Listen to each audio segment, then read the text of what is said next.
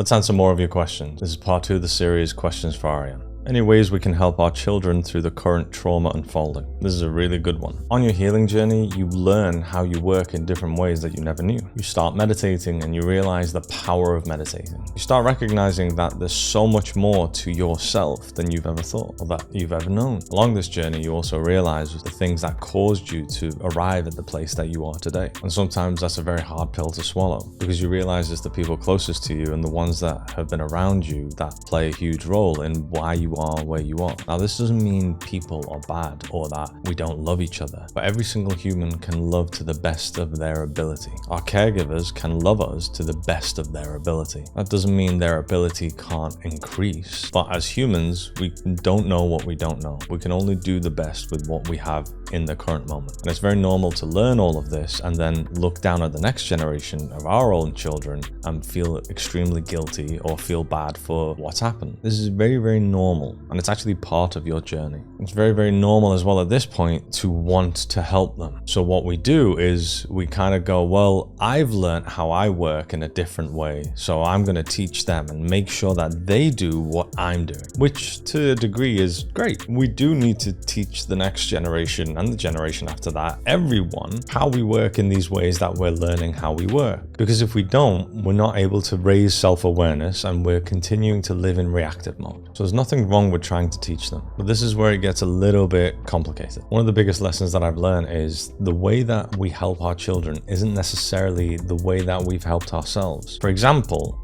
I've learned to meditate. I've learned the power of that. I've learned how healing that can be in different ways, but that doesn't necessarily mean my child wants to meditate. And if a human being doesn't want to meditate, they're not going to get the benefits of meditating. It's not like someone can force someone to meditate. It's not how it works. So how do I help my child with what I'm trying to help them with? When you're healing, you realize that you get to different aspects of yourself and you can communicate to these aspects of yourself. Now, the way that we heal the aspects of ourselves is first we establish the connection through the emotion. Very, very normal. In that moment, we allow that part of ourselves to feel how they feel without trying to change it, without trying to suggest that they're feeling wrong. And then what we do is we validate that that part of us feels the way it does. And once we've validated that part of ourselves, we try and meet any unmet need that that part of us has. We do this through the communication, whether it's in a state of imagination or just a knowing or through thoughts. This is how we heal aspects of ourselves. And the best way we help our children